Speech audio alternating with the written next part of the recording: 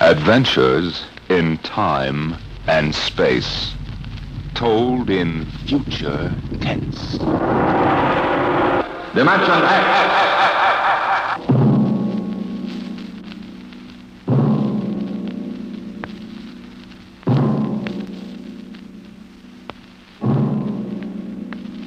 Can you predict what will come in 100 years?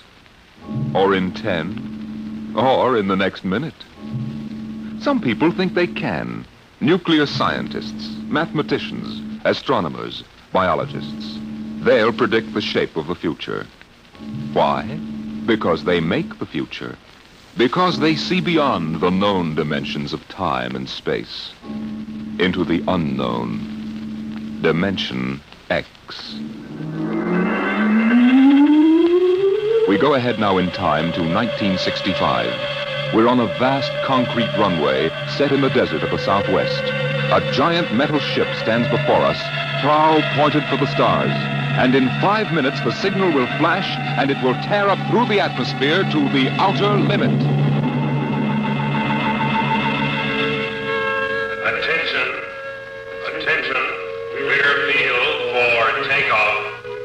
Clear field. 5 minutes, Steve. For takeoff. Warmer up, Charlie.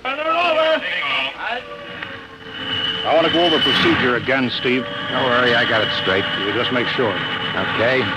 I take her up on jets to 50,000, then I cut in the rockets. No lower, or your tail blast will burn out 3 counties. I climb 4 minutes on rockets, then start maneuver tests. Remember that, no more than 4 minutes. Right. This ship isn't like those strato rockets you've been testing. She's the first one built for outer space. If she works, she can go clear to the moon. If I'd have known that, I'd have brought my toothbrush. Well, not this trip. Now get this, Steve. You've got power there to clear the Earth's gravitational field. But remember, after you cut in the rockets, you've only got 10 minutes fuel. If you go beyond the outer limit and don't save fuel for the return... I know, I won't get down again. That's right, Steve. You'll drift off into space. Get that now. 10 minutes fuel. Gotcha. Now, as far as I'm concerned, this project is a lot more important than that cosmic ray bomb they're testing out in the Pacific tonight. Well, the Security Commission brass doesn't think so. I don't see any undersecretaries under anything. Don't worry. In the long run, our ship will make the CR bomb back-page stuff. But in the meantime, it's just as dangerous. Remember, half the principles in this ship are pure theory, Steve. Slide rule stuff. If anything goes wrong, we may have to scrape you off the landscape with a soup spoon. You have a charming sense of humor. Now, here's what I'm getting at. We're risking your neck in this test. If anything blows, we don't want to have the next man pull the same boner. I know, Hank. So keep your mic open and keep talking. If anything goes wrong, we want to know exactly why. And we won't be able to ask you. Let us know before you pull every switch. Before you do anything. You got that? Yeah. Even if you only have to blow your nose. All right, get those fuel lines away. Okay, Mr. Crow. Well, I guess that's about all, Steve. Hey, that reminds me. Look, if Mary calls, I'm just up on a milk run. I didn't tell her today was it. How is she? She's okay, but she's due about now, and I don't want her to be nervous. Hey, I didn't know the baby was that close. Yeah? Steve, I really ought to be sending a single man on this job. What, and cut me out of a soft paycheck? Forget it, Hank. You know you can't get anybody else who can take 15 G's acceleration when those rockets cut in. Yeah, I know. It's time, Steve. Yeah.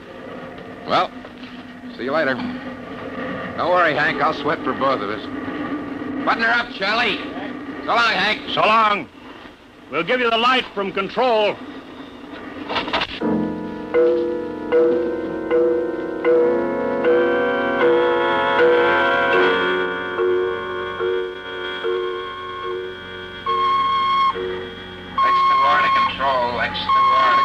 Are you there yet, Hank?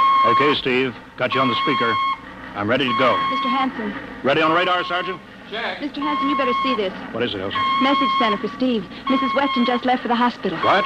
Hello, Steve. Yeah. Stand by a minute. Shall we hold the takeoff, Mr. Hanson? What? Oh, yes. No, wait just a minute. It's too late now. You going to tell him? Maybe he's got enough to worry about. Hey, what's holding us up, Hank? Something on your mind? No, it's nothing, Steve. I just wanted to say good luck. Clear for takeoff, Charlie? Right. Okay. Give him the light.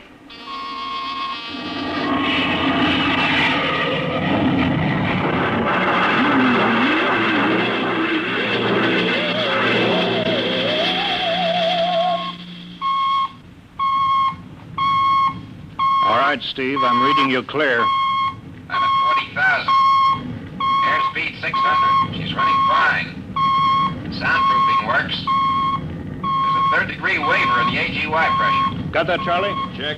Dead center on radar, Mr. Hanson. 50,000 now. Cutting out the port jet. Now the starboard. Off jets. Airspeed dropping. Opening the rocket ports.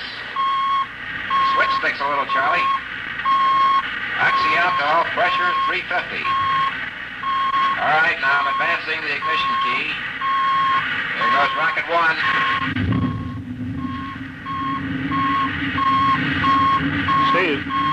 Steve, you all right? Yeah. Feels like somebody slugged me with a sledgehammer. Airspeed now 1,200. Here goes number two.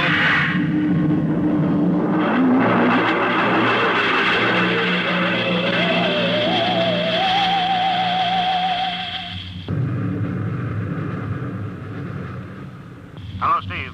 Elapsed rocket time is now 4 minutes. What's your altitude? Over to you. Speed 4,400. Still climbing. Altitude 297 miles. All right, you're at the outer limit. Level off for maneuver test. You've got exactly 6 minutes fuel left. Okay. Starting a 3-degree left bank. It's a little sluggish. There, it's all right now. There's a low vibration someplace. Maybe the cockpit hatch. Now I'm straightening out. 5 minutes fuel left. Now I'm starting a 3-degree Hey!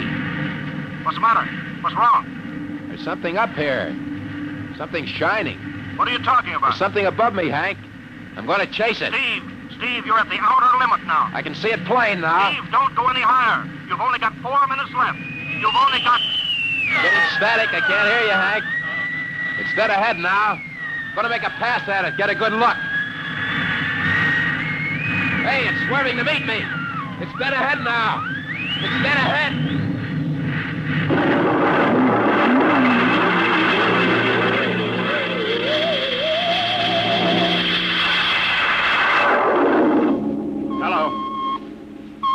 Hello, Steve. Steve, come in. 9 minutes fuel gone. Still no sign on radar. Hello, Steve. Steve, what's happened? Charlie, get out the crash squad. Tell the Army squadron to alert their search planes. Right. 9.5 minutes gone. Hello, Steve. Squadron. What's happened? Where the devil is it? Charlie, Hello. for Mr. Hanson. Come in, Steve. We need a search squadron. Come in. No, Mr. Hanson's busy. Hello, Steve. Hello, Steve. 10 minutes, Mr. Hanson. That's the end of this fuel.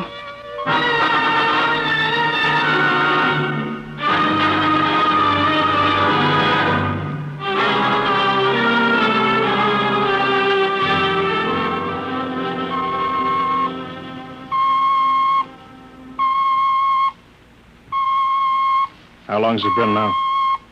10 hours, Mr. Hanson. Nothing more on radar, Sergeant? Screen's blank.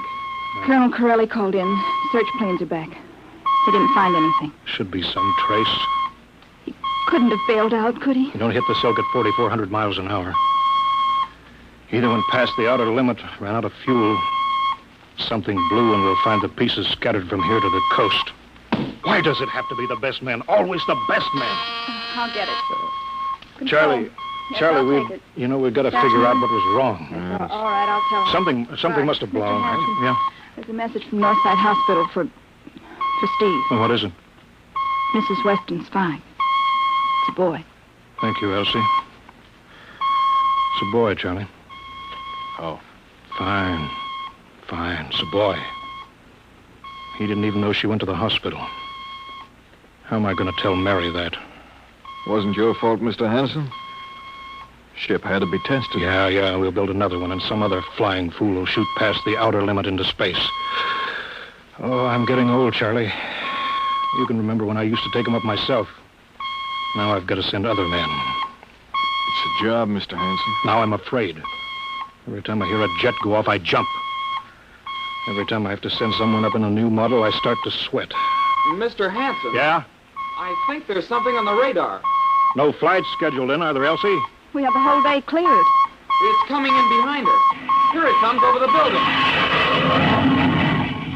What crazy jockey is buzzing the field like that? Is that an Army plane, Charlie? I can't see. It's turning. Charlie, alert the field. I know that engine. Steve! That's impossible. Look, that's his ship. It can't be. Well, there's no other model like that. It's Steve, all right. It's coming in. Thank God. Thank God.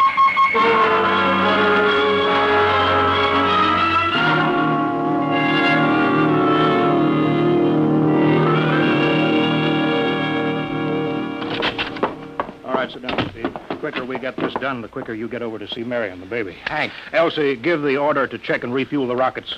I don't want anybody in here till I get Steve's reports. Bury any calls. All right, let's have it. What the devil happened to you? Hank, does that cosmic ray bomb still go off tonight? What are you talking about? Straighten out, Steve. Where you been for the last 10 hours? Listen, Hank, there's something more important. Come on. I've got to get a report on the screen to Washington, so let's have it. I've got to know how you stretched 10 minutes fuel to keep you in the air for 10 hours. Now, one thing before I talk. Look, have the Steve. Geiger men run over the ship before they refuel. What'd you run into? So help me, Hank, I don't know.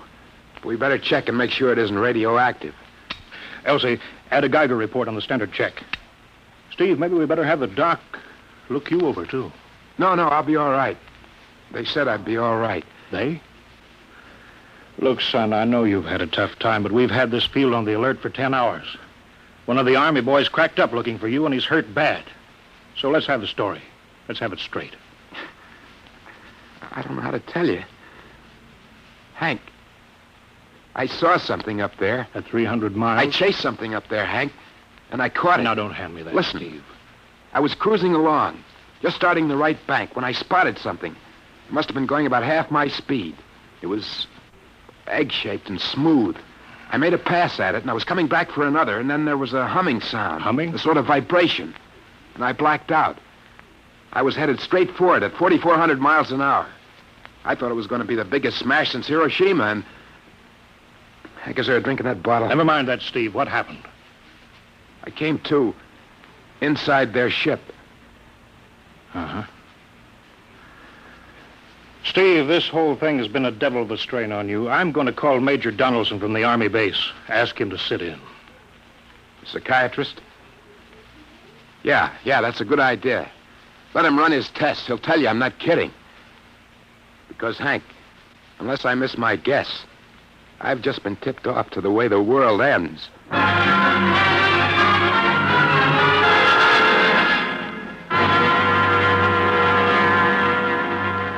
All right, Mr. Weston, suppose you continue your story. Yes, let's have it, Steve. You woke up inside the ship? Yes, and the place was jammed with machinery. Dials, blinkers.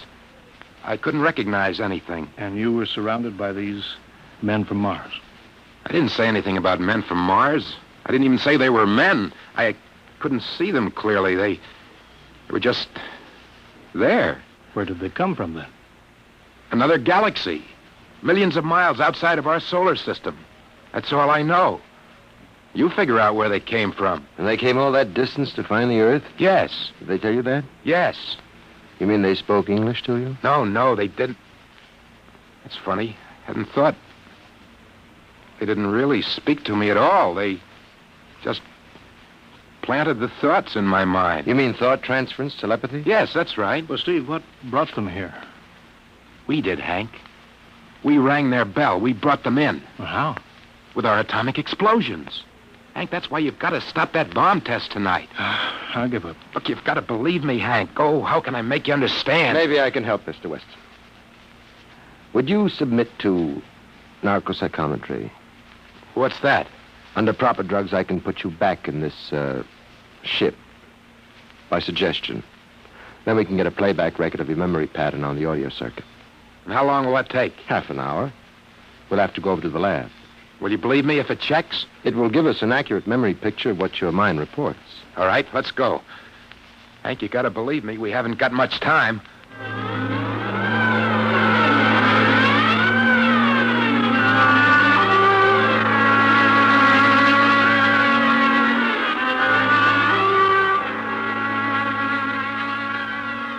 You should be getting drowsy now. Count backwards from 10. 10, 9, 8, 7, 6, 6.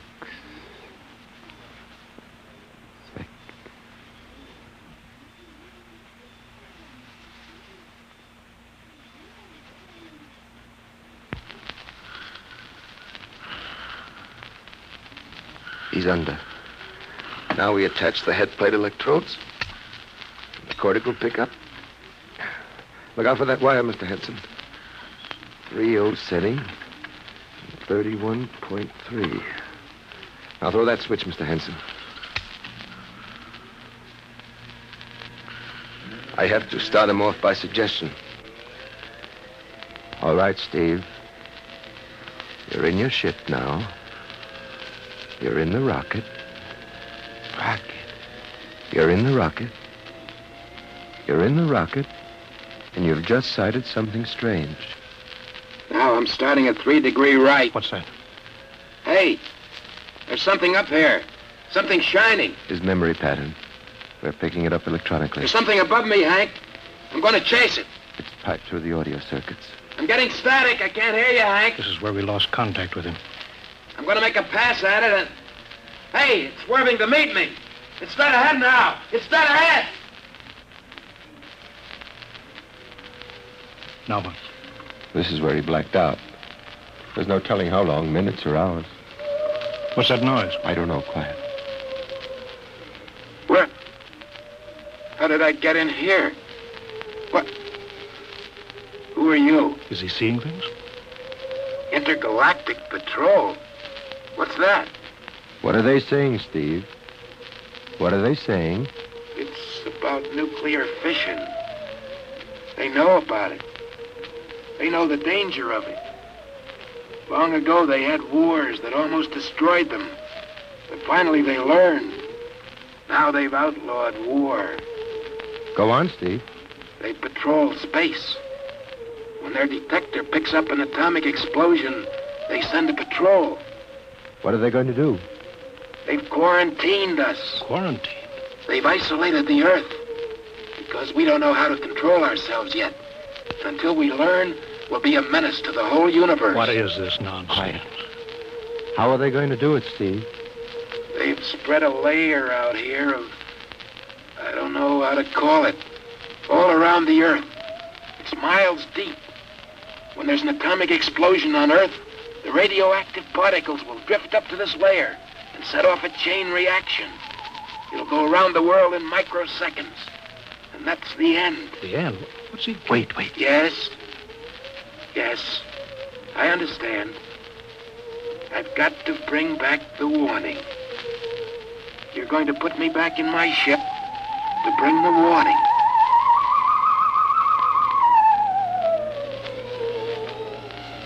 Now what? Blacked out again. I guess that's all. What does all that mean? It's what he remembers. You don't think that really happened? No. Narcopsychometry circuits produce what he remembers. It just means that Steve believes this happened. I don't like to see this. I've seen too many top pilots snap. Steve is the best I've known.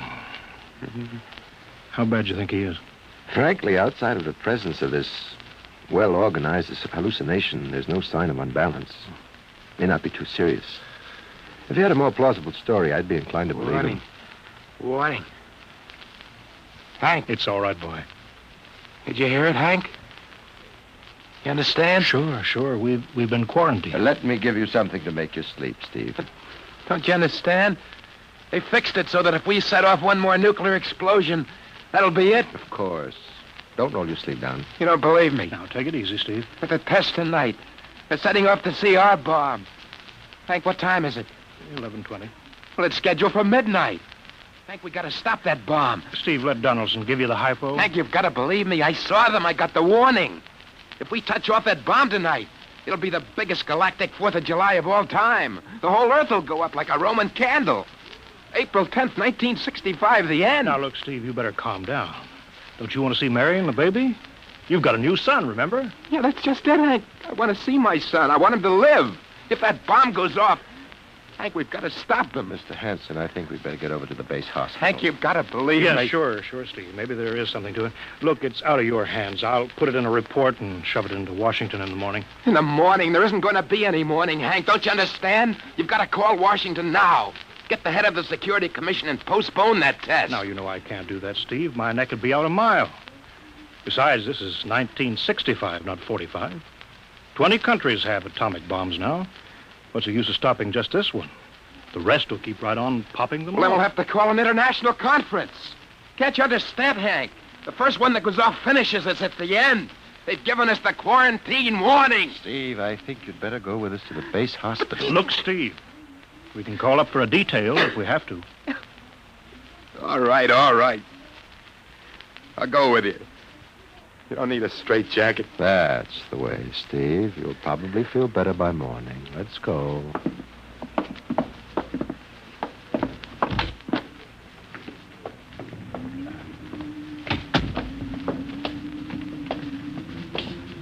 Well, Steve, tomorrow I'll drive you over to the hospital to see Mary and the kid.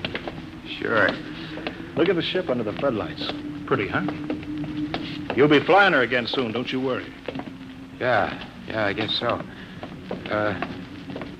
What you doing out in the line? They, refuel her? Yeah, we got Clausewitz coming in tomorrow from Denver for another test. Figure we give you a day off. That's good. That's fine. Steve, come back. Come on, Donaldson. Steve, wait. He's heading for the rocket. Look, there he goes up. That crazy fool. We can't get at him now. That covers armor glass. He's waving. Yeah, towards control. What's the radio? He means the radio. Come on. I should have gotten help. Oh, the radio's still hooked up here. Hello, Steve. Listen to me, Hank. You gotta call Washington now. Come out of that rocket, Steve. I'll call my men. And don't try anything, Hank. They've refueled the rocket for tomorrow. Take it easy, Steve. Listen, you know what'll happen when I fire the rocket tubes down here? Steve, don't. It'll burn out every building for 5 miles. All of us in one big blast. Steve, what do you want? You've got to stop that bomb. You got to call Washington right now. They won't believe me. You make that call or I cut in the rocket. Now, I mean it, Hank. Now, hook my screen to yours in parallel. I want to see exactly what you're doing. All right. Just don't fire those rockets. Get going, Hank. You got 12 minutes to make that call and stop that bomb. All right, I'm making the parallel hookup right now. Donaldson, you think he'll really blast? I don't know. Up to now, I'd almost say he was normal, but now he's liable to do anything, Hanson. Steve, there, you getting it on your screen? Yeah. Now, put that call through. All right. Operator, Visit screen to Washington. the Visiscreen circuits are busy, sir. If you'll try again in half an hour. This is Security Commission priority. Break in, get me a line. Yes, sir. Just a moment, please. 10 minutes, Hank. Listen, Steve, I'm trying. We're ready to take your call, sir. Washington, Security Commission 3. This is urgent. I want Undersecretary Herbert Ames. Washington 3. 1 moment, please. Hurry, will you? 1 moment, please. What time is it, Donaldson? 11:51. Do you think he'll fire those rockets? He might. Washington, Visit screen 3. Mr. Herbert Ames, please. that is a coded exchange. I cannot accept your call without clearance. Get it through, Hank. Listen, Washington, put it through. This is Mr. Hanson at San Marco Air Base. This is a priority call. I'm coded. 1 moment, please. I will check your code number. Get that through, Hank, or that bomb goes off at 12. Will you be reasonable, Steve? Your call has cleared, San Marco. Washington, visit screen 3. Herbert Ames, please. Security Commission Ames. Listen, Ames. Hello, Hanson. Ames, you got to get me to the chief. Are you kidding? He's at the test control room. Yes, I know, but get him for me. What's up? You look lousy. Or is it a bad circuit? There's no time. I've got to get him before the test. It's about the CR bomb. I can't take that responsibility. Get that through, Hank, or I blast. Hey, what's going on there? Ames, my project has a high enough rating. This is a priority A call. What? Well, okay, it's your neck. I'll try to get him for you. He's in the control room, so you'll have to switch off your screen and speaker and go on earphones. Too much going on in there. Security ruling. You hear that, Steve? I've got to cut the incoming screen. All right, but don't try anything. 8 minutes, Hank. Hello? What? You got him, Hank? Yes. This is Hanson at San Marco. No, sir. Priority A request to cancel the bomb test. No, I'm serious. This is deadly serious. We sent the X-2 JTR up today to the outer limit. We uncovered evidence. Yes, on the automatic instruments. What's that? No possible chain reaction. No, I can't tell you the whole story. There isn't time here.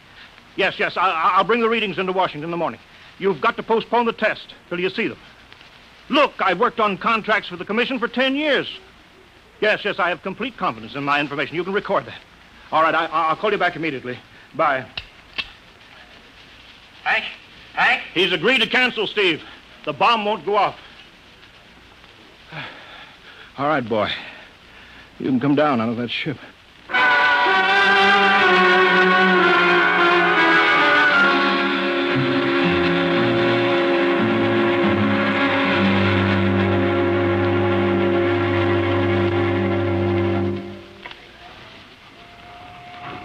He's opening up. Here he comes. All right, Steve. Come on down. Sure, Hank. Just a second. Hank, I was scared. I was plain scared. Easy now. It's all over. The bomb won't go off. Thank God. Look, I want to see Mary and the baby. Can you get me transportation now? Oh, wait a minute. It's almost 12. They won't let you in the hospital now. I want to see the baby. Sure you do, but you've been under a strain. I've got a shot for you here, Steve. Give you a good night's sleep. All right. Roll up your sleeve. Yeah, here. There, that'll make you sleep. Sergeant will find you a bed. Yes, sir. Come on, Mr. Weston. Okay. Good night, Hank. I'm kind of beat. It's been a tough night.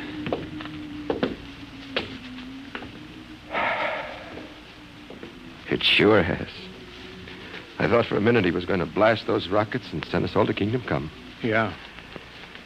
Quite a stunt getting the ray bomb test called off. It isn't called off. But the chief said... Ames couldn't get the chief. I was talking to a dead circuit. Bomb goes off in a couple of minutes. Oh. Poor Steve. He was one of the best. He was the best. 1 in 10 million. Some story of his, poor guy. For a while, he almost had me believing that quarantine. That's a very common delusion. End of the world. Yeah, I suppose so. It's a nice night. Never saw the stars so bright. We better be getting in. That wind is cold. Well, the bomb goes off in 30 seconds. Poor Steve. You know, Hanson, there's just one thing. Yeah? It's outside my field, but I'm curious. How did he keep that ship in the air for 10 hours with only 10 minutes fuel?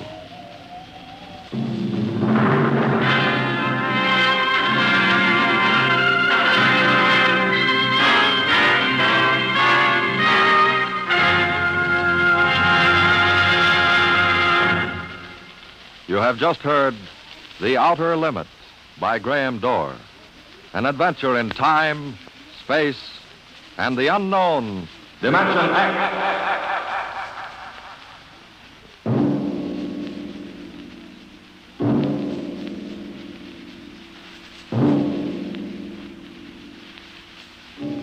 Now, about next week. Have you ever heard of the Mark III? The amazing electronic brain at Harvard that instantly solves the most complicated scientific problems. Suppose you had a mechanical brain like that in your house. A robot that was always at your service, so that you could just sit with folded hands and relax the rest of your life. That would be nice, wouldn't it? Perfect. That's what they thought when it happened in the year 2006. But they were wrong, terribly wrong. How? I'll tell you next week. Tonight's story, transcribed on Dimension X, The Outer Limit by Graham Dorr, was adapted for radio by Ernest Kenoy. Featured in the cast were Joseph Julian as Steve, Wendell Holmes as Hank, and Joe DeSantis as Major Donaldson. Your host is Norman Rose. Music was by Albert Berman. Sound designed by Sam Monroe. Edward King directed.